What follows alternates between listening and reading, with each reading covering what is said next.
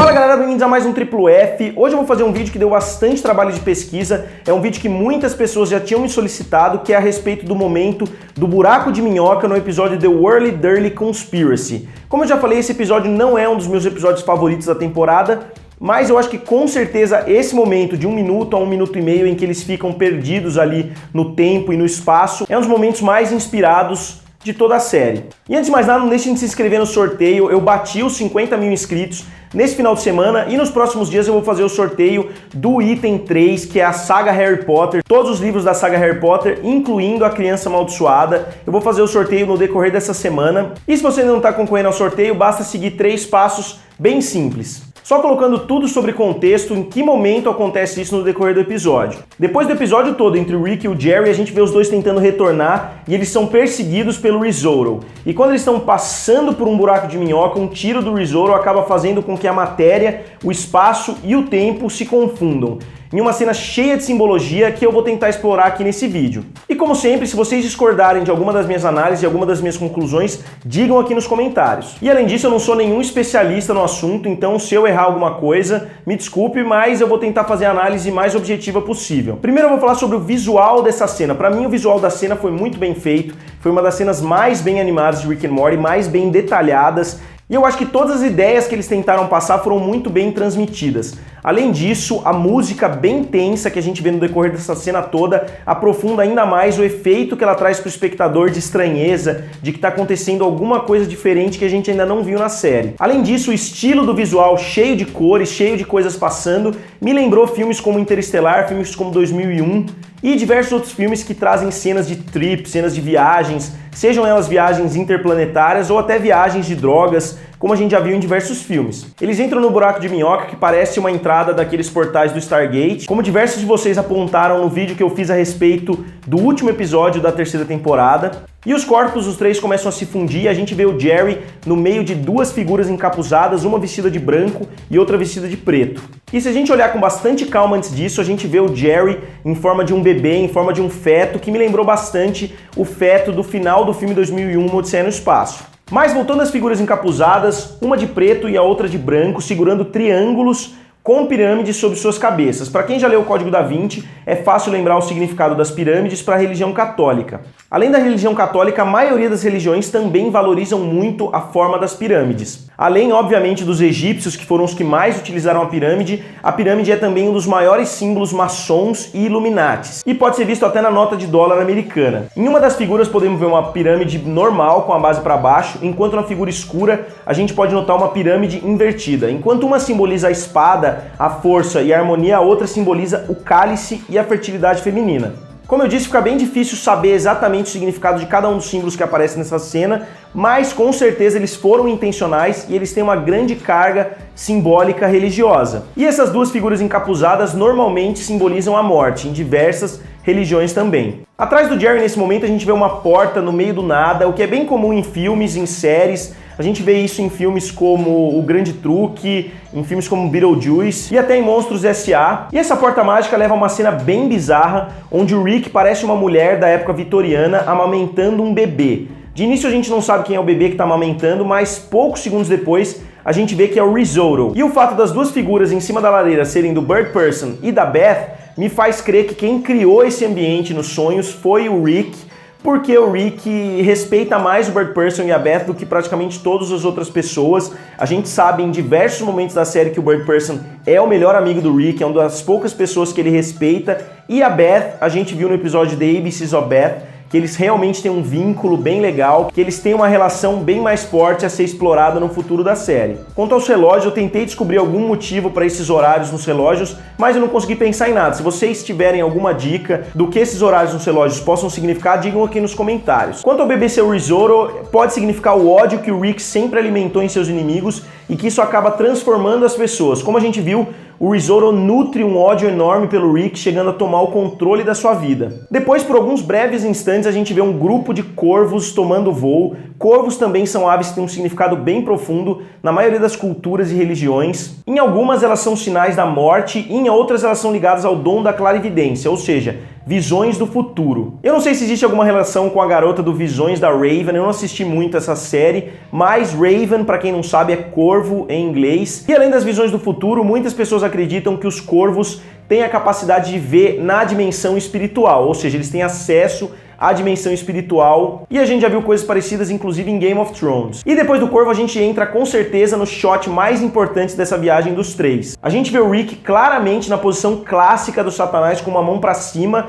e a outra para baixo, como a gente pode ver em diversas artes, não só da religião católica, como de representações do mal de outras religiões. Eu jogava cartas com a minha mãe e com meu avô em um jogo suíço que é chamado Troca, e esse jogo de baralho é jogado com baralho de tarô. E eu inclusive tenho um baralho de tarô aqui que um primo meu trouxe da Suíça. E se vocês derem uma olhada aqui em uma das cartas, vocês podem ver facilmente que o Rick está exatamente na mesma posição de várias ilustrações do mal. E além disso, a gente pode ver nessa carta aqui o Adão e Eva representados na carta. E na carta seguinte a gente pode ver o Adão e Eva acorrentados, assim como o Adão e Eva são presentes nessa cena. E nessa cena as figuras do Adão e Eva apresentadas de forma bem óbvia, com cabeças de bode, mostram o poder negativo do Rick. A cabeça de bode, principalmente na religião católica, é um símbolo do mal, e a gente vê que não só Adão quanto Eva estão com cabeças de bode. E a gente não tem como saber exatamente quem está criando essa imagem, mas eu acho que poderia ser qualquer um dos três. Tanto o Risotto como o Jerry teriam motivos suficientes para verem o Rick como uma figura do mal,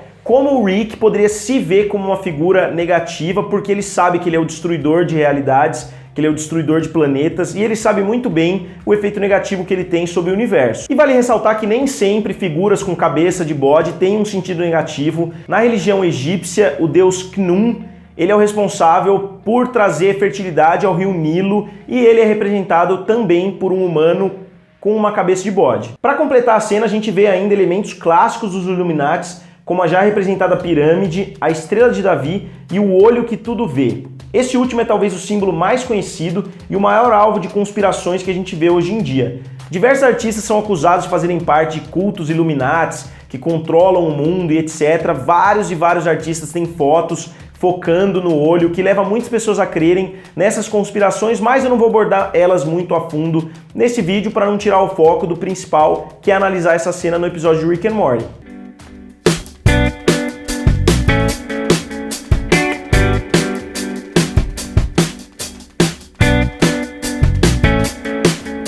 No canto da imagem a gente pode ver as pirâmides invertidas novamente e também várias figuras do Rick multifacetadas, que me lembraram também um pouquinho aquelas salas no Game of Thrones da religião que vê tudo, que tá pronta para tudo. Eu acho que ele ter essas faces voltadas para todo lado pode significar uma certa onipresença do Rick. E por fim a gente vê duas enormes colunas, uma clara e uma escura, repetindo novamente o tema das trevas versus a luz, que foi representado algumas vezes aqui. Eu pesquisei bastante a respeito de pilares importantes e descobri que diversos locais místicos importantes para religiões apresentam colunas.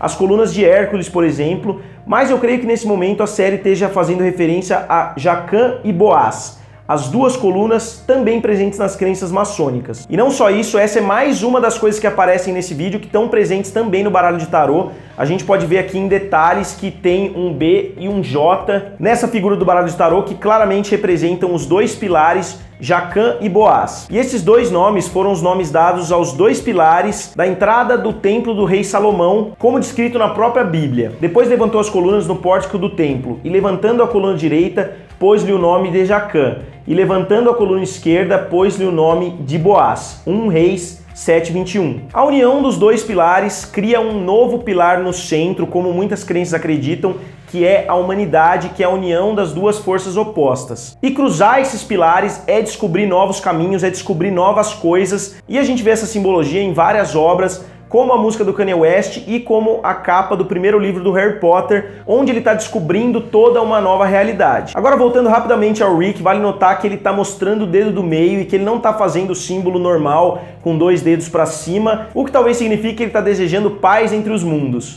Depois de uma cena rápida, Adão e Eva se fundem e se tornam o Jerry, no meio das duas colunas. Segundo os maçons, ou pelo menos pelo que eu consegui encontrar a respeito do assunto, que não é muita coisa, a união e a combinação de duas forças opostas dos pilares produzirá um pilar central, o homem perfeito ou o anticristo maçônico. Então isso mostra a visão que os criadores têm a respeito do Jerry, e novamente eu não quero ofender ninguém, eu estou simplesmente tentando traduzir o que eles tentaram mostrar nessas cenas. Depois a gente vê novamente o olho que tudo vê, só que agora na mão do Jerry, provavelmente simbolizando a mão de Hamza, também chamada da mão de Deus por diversas crenças. Para muitos esse símbolo serve como amuleto contra más vibrações e traz forças positivas. E agora a gente vê que eles abandonam um pouquinho a simbologia religiosa e passam a abordar um pouquinho mais a parte científica, a parte do tempo mesmo se dilatando e deles passando uma infinidade de tempo ali dentro. E a gente tem uma cena bem legal, muito bem feita, de um animal se decompondo numa time-lapse. Depois a gente vê o Rick e o Jerry girando na selva como predador e presa,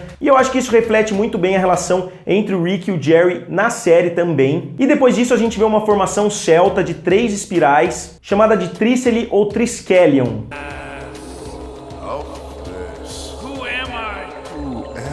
O significado dessas 3 espirais, segundo a cultura celta, são Sol, vida após a morte e reencarnação.